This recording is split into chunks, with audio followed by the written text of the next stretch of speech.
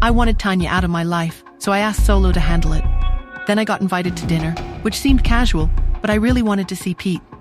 Justin seemed nervous, and I found out it was his birthday soon. Something felt off during the evening, especially when I noticed a man in a white suit watching me.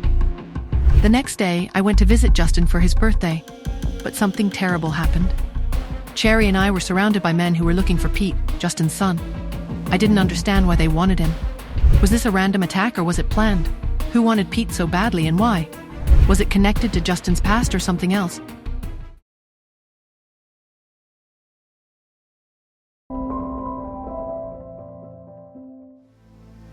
Your target is Mr. Hunt's son? I asked.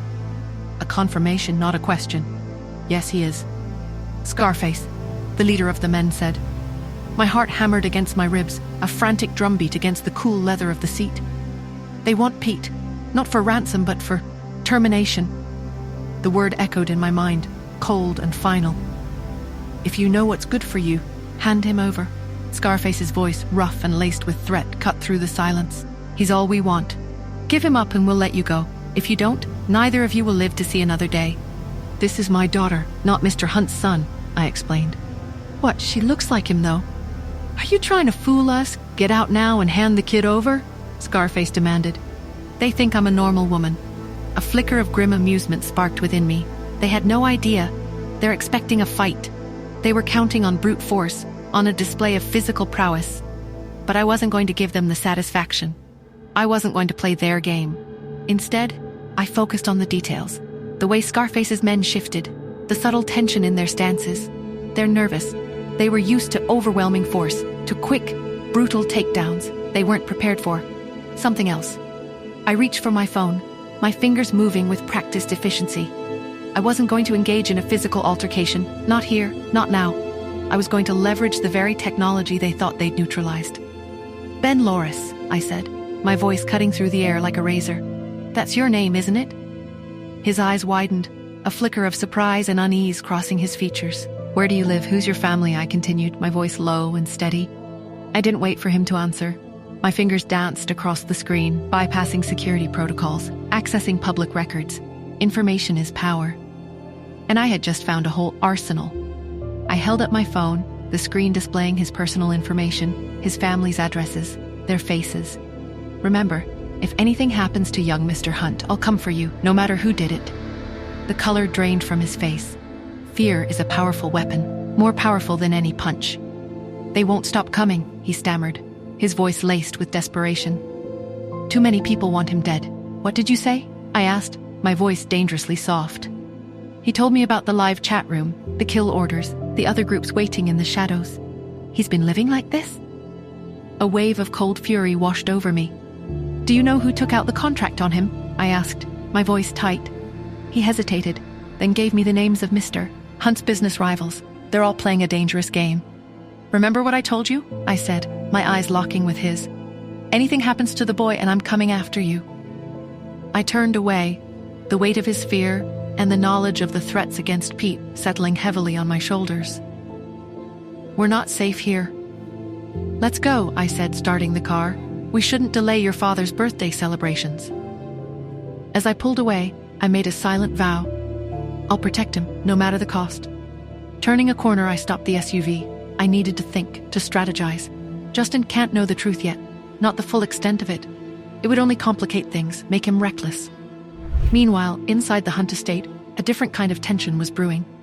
Pete, his small face serious, stood before Justin in his study. Justin was preening in front of the mirror, trying to decide which suit and tie combination made him look the least old. Daddy, I have to tell you something, Pete said, his voice firm. Justin raised an eyebrow, his attention momentarily diverted from his reflection. What is it? You have a daughter, Pete blurted out. Justin froze, his eyes widening. He turned to Pete, his expression a mix of shock and confusion. Oh, where is she? You'll meet her very soon, Pete replied, just as his phone beeped. He glanced at the screen. It was an audio message from Cherry. Mommy says she doesn't want to tell Daddy anymore. Don't say anything, okay? Pete's tiny form stiffened. He looked up at Justin, who was staring at him intently.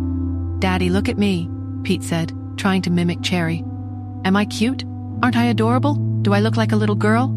Justin was utterly bewildered. His son's sudden personality shift was jarring, to say the least. Pete quietly turned and walked away, a sigh escaping his lips.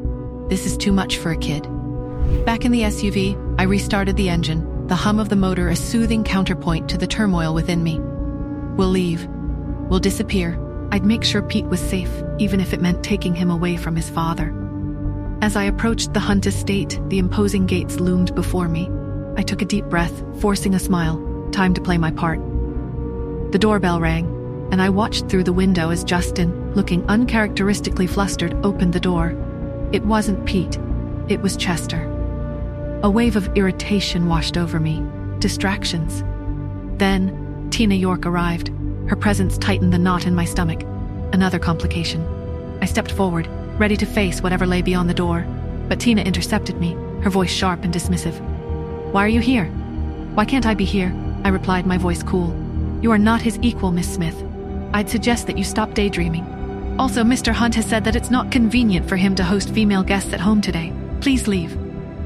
She slammed the door in my face. "They underestimate me." Inside, I heard Justin's voice. "Who was it?" "Oh," Tina replied, her voice saccharine sweet. "It's nothing. The building management staff came to wish you a happy birthday, but they said that they won't come in and disturb you." I stepped back, my mind racing. I need to get to Pete. I need to get him out of here.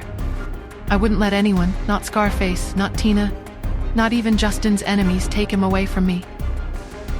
But who were they? Who were the ones pulling the strings, issuing the kill orders, sending men like Scarface to hunt down an innocent child? And why? What made Pete so valuable, so dangerous, that they wanted him dead? And most importantly, how could I protect him?